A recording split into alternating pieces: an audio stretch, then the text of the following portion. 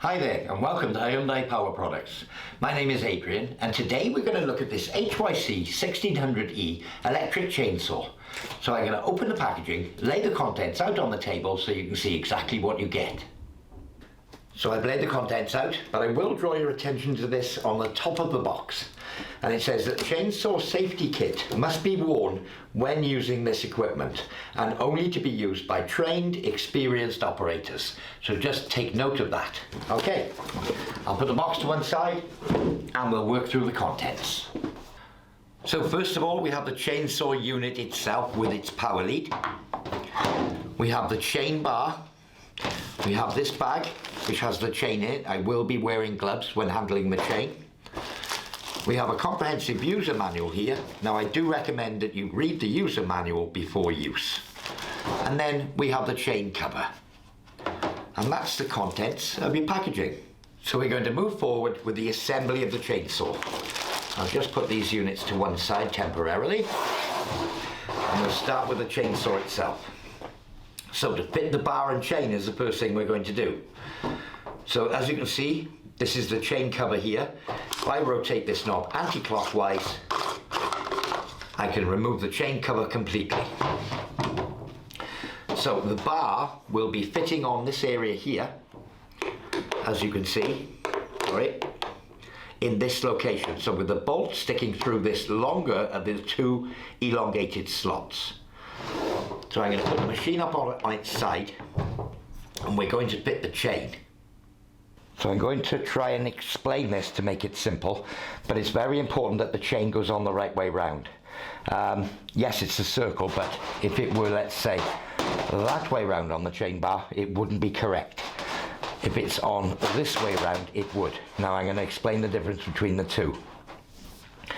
So you'll see the silver coloured teeth have a large portion to the left towards the saw, and we'll call this the top of the saw. So if I put the chain bar in there, that would be the correct way round for the chain to fit.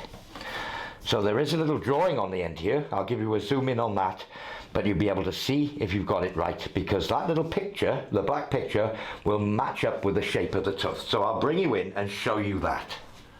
So as you see, the little black picture there shows a small piece to there and the larger piece to this side, which is exactly what that silver link shows. So that would be the correct way around for the chain on the bar. So I'll just put the chain into the bar, and as you can see I'm wearing gloves, and then we can head back to the saw and fit the bar and chain as one. So here's a little general view of what we're trying to achieve. The chain is in the groove all the way around the saw. I'll just lift it back off again. And I've looped, you'll see the little teeth here will drop into the grooves quite neatly in the driver gear here. So you'll find once you've got that in, it will just sit there. So I'll just give you a close-up of how it is supposed to sit. So as you can see here, the little internal teeth on the saw are sat in the grooves correctly. So that is now fitted in there loosely. So the next thing we can do is refit the cover. So with the bar and chain approximately in place, as you can see, I'm just going to replace the cover back into its location and just begin to screw it into place. We don't want it tight at this stage. I just want it to be loosely in position, just until you feel that slight resistance. So as you can see here at the moment, I've got the end of the bar and chain resting on this piece of wood. And the reason for that is that there is a little bit of play in there, and we'd like the play to be in the upwards direction. So the chain is very loose at the moment, but using the self-tensioner, I'll start winding up and you can see the chain jump up into the groove. Okay, now I'm going to keep turning.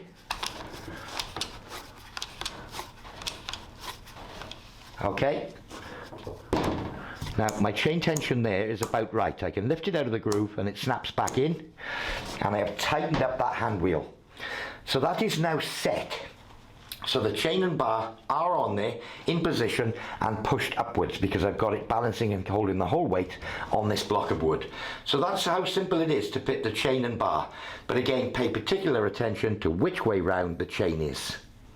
So just a little tip, when you first start using your chainsaw, this chain will stretch. It'll do an initial stretch and it will become slack. So keep a close eye on that. If it should become slack, the method to retension it is to completely undo all the tension off it, okay, so that it's free, as you can see, and then do it again. Screw this lever up and keep going until it's tight. There we are, and it will actually stop when it's tight. So that will retension it.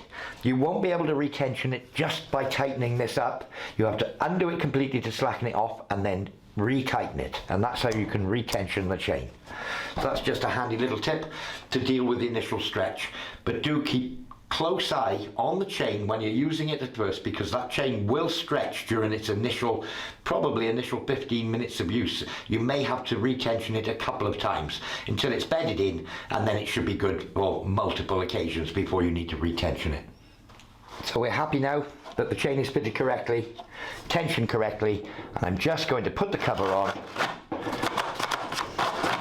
There we go, sliding it home completely to keep myself and other people safe from those sharp teeth. So the next part of the setup would be to add chain oil to the reservoir in the back here.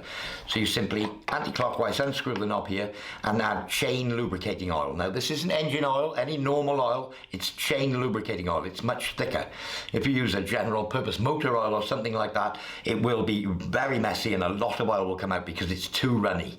Proper chain lubricating oil in there, and you'll see there's a sight glass on the side which will show you how much oil is left in the tank. So I haven't got my machine plugged in yet, I'm still going through the procedures.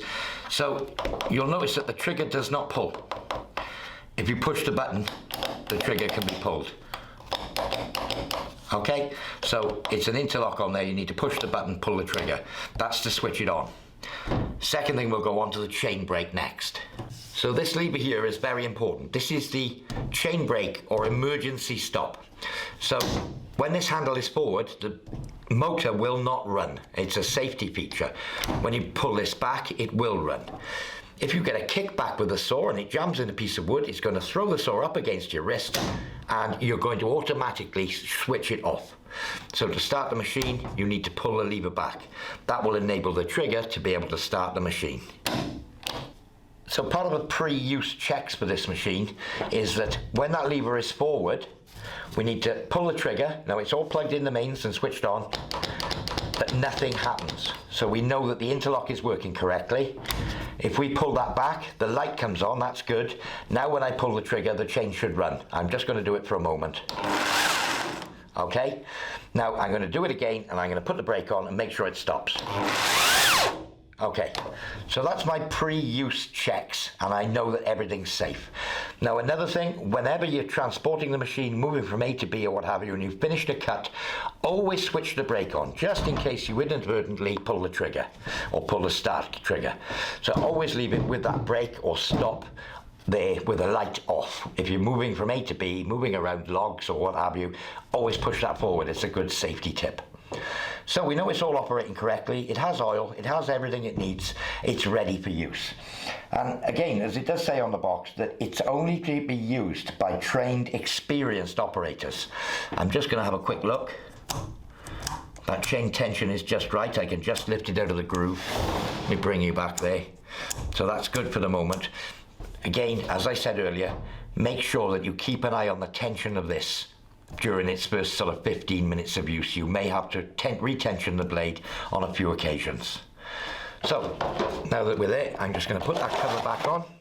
I'm going to unplug it from the mains. I'm going to leave it with the brake on and we're away to go. So just one final piece of housekeeping with the machine. You'll see a hole here in the end and this tab. Now that's the cable strain reliever. So obviously if we're going to be pulling on the chainsaw and pulling on this cord, we're going to damage the cord. If I take a loop of this cord, feed it through this gap slot and over that tab, pull it back into position. Now if this cable is pulled at all, it's not going to be pulling on the grommet on the entry to the machine. So that's the cable strain reliever. So it's important to use that as well. Well, there we are. That's your HYC1600E electric chainsaw, all set up and ready to use. Well, I do hope you found this demonstration useful.